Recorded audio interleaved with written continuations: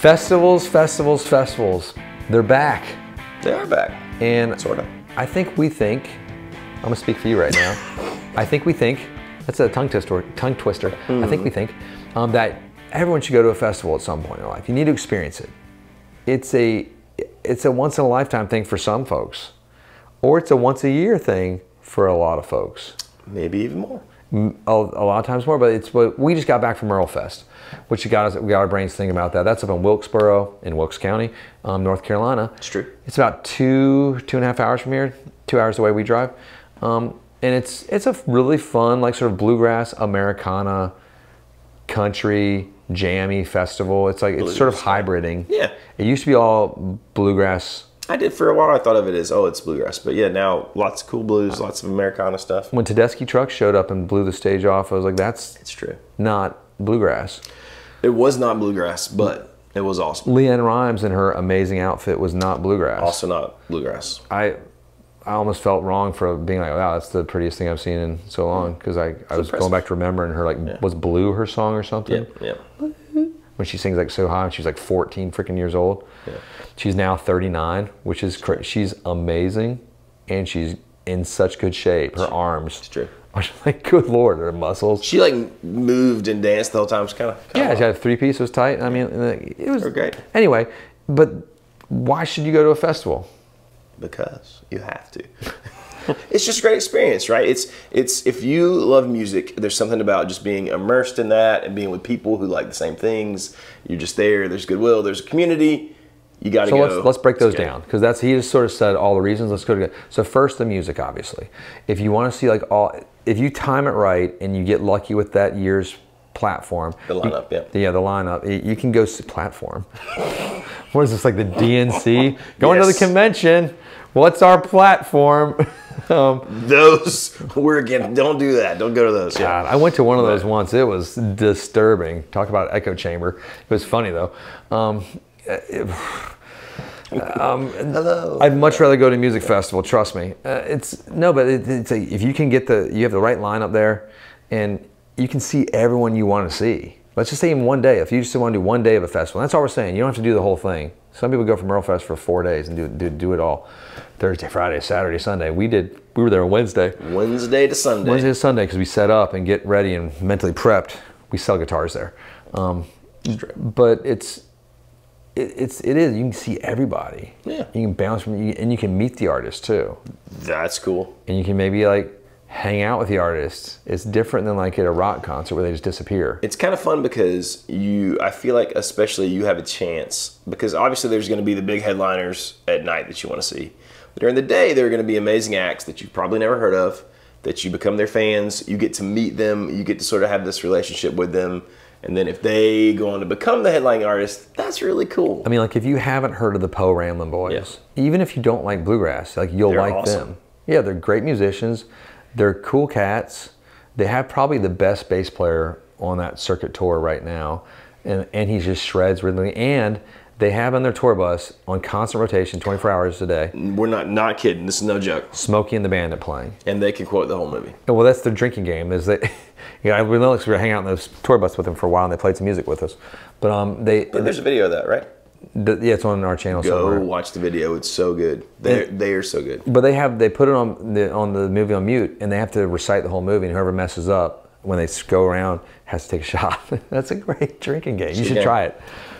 I would have to do it with like... And they must be good because they all seemed fairly sober. Except for that one guy that plays guitar. Yeah. He was pretty hammered the whole time. Whatever. Anyway, but no, you can meet these great artists that you've maybe never heard of, and then you're like, oh wow, and then like they become famous. But even like, Sam Bush is just walking around. Yeah. Who's that other guitar player from overseas? That Tommy fella, Tommy Emmanuel. Yeah, he's all right. Yeah, just like one of the. It's sort of. A lot of guitar. I had so many guitar players come to me after they saw him play. It's like, I'm just going to put my guitar away. I'm like, I have the opposite reaction. Like, get inspired. I'm inspired when I hear him play. I'm like, I know I can never play that way. Doesn't matter. But I'm going to try to learn one of his things and be like, cool, I can do this now. Little things, yeah. Like, I'm going to scratch the guitar with my thumb pick now. Yeah. Have this cool scratch mark behind the bridge. Because how would you get that unless you're Tommy Emmanuel? Because he plays like a snare drum, like sort of on his guitar. It's true. It's amazing. It's pretty amazing. No, so that the music is, I mean, Tedeschi Trucks was phenomenal. Oh my Lord. They blew our faces off. It was amazing. It was like, and Sturgill Simpson doing his bluegrass set. Fantastic. Amazing. I'm still going to say Tedeschi Trucks was like the highlight for us. They were, for sure. I didn't know bands could be that good. That tight. Yeah, it was the band. Yeah. And her voice is just like, I don't know, it's like just maple syrup all over your body. I mean, because we decided as much as we love Derek and Susan, you could take them away and the band would still be like the best band. It is like, just put them with anyone. Like, all right, cool, Stevie Nicks. And forget putting them with anyone. They got enough. I mean, it was like just the be band. amazing. It's like, yeah, you know, I would go see just them. Yeah. And they brought their singer out, like, you know, that used to sing with Trucks. Like, Yep. and he actually was phenomenal. I think he writes a lot of their stuff too. Good, he's phenomenal. Yeah. I was like, good Lord, like, can I just hear this guy sing for an hour? It's like Otis Redding on steroids just came out. It's true. But no, it's like music-wise, and it's just a neat setting. And now you jump to the community of it. There is this weird community in some of these festivals where these cats, like in Merlefest in particular, these guys come every year, the fans. And so you see the same people. They camp out or they get hotels or houses and rent, and like they're always there, and like you see the same friends every year. Well, you know, I mean, how many people did we meet that, you know, one family lived in Vermont and the other family lives in South Carolina, and they meet every year at Merlefest and hang out. And it's sort of like their vacation, they camp. There was one couple that told us they didn't go to bed before 5 o'clock any day because they were sitting around at the campfire, like playing songs, playing guitar. I couldn't do that. I was so hanging tired. out. Yeah, no. But that's awesome. No, it is awesome. It's like they're drinking out, not on the Merlefest, it's a dry thing, but Yeah. once you get outside of it, they're around. drinking and having fun. There's no cigarettes or no vaping allowed either. None. It was kind of amazing. It was. It's the opposite of Epicenter, where like people are just like getting. Where like, they hand you a vape pen when you walk in. Yeah, Here's your Epicenter vape pen. like, Yeah. just getting hammered. You know, like it's like. Woo, that grape hits like, hard. Like, oh, yeah, let's just jump over to Bonnaroo and stuff. Like again, like seeing the top pop and rock artists of the world. You can see them all. Just get one ticket if you don't want to do the whole thing. And spend thousands. Yeah. Even though Bonnaroo got canceled this year. It's true. But that was because of not COVID, it was other stuff. It was like the rains or something messed up the grounds, I thought. Sure. No, it's like the community it's really neat to see these people. And they come and see us at the musicians tent where we are, where we're selling Taylor guitars there. And we see the same people every year. And it's like, they're like my friends now. I was going to say, it's funny that we're sort of becoming, because we don't really move. We're stationary. We're in our little corner the whole time. On gravel rocks for 12 hours a day at least. But the same people come by and they see us, and I feel like we're becoming a little Merlefest staple in our own way. 5 years of us sitting there and doing it. It's no, 20 years from now, we'll really be, you know. God, I was like, oh, there's those guys. Those dudes, those they idiots. push us over. No, the community's great. It's such a unique experience. Just because like I hadn't done too many festivals in my life before we started doing Merlefest and some of the other ones, and it's a unique thing, and I really enjoy it. Yeah. And I didn't think I would in the way I did. I've had the good fortune to play a few festivals, and I've always experienced it from that side. And a lot of times it's just you're in, you play, and then you're off to the next, wherever you're going next. But it's neat to just be hanging out in the crowd and see the people and experience the. And if you can spend the extra money and get like a VIP pass, it's kind of worth it if you're trying to meet some of the cats. Because don't be like a crazy obsessive fanboy, but you can go back there and you can meet everyone. I feel like Merlefest in particular, that's really cool because where you're going to like eat and stuff, the meals that are included in that VIP, whatever access is sort of right. It is literally backstage. It's where and all the tour buses park right next to the stage, like behind this, behind the Iron Curtain there, and like that's where all the artists are out there, sort of hanging out, smoking, even though you're not supposed to smoke on the grounds. That's technically off. Backstage. If you're famous, you can do whatever you want.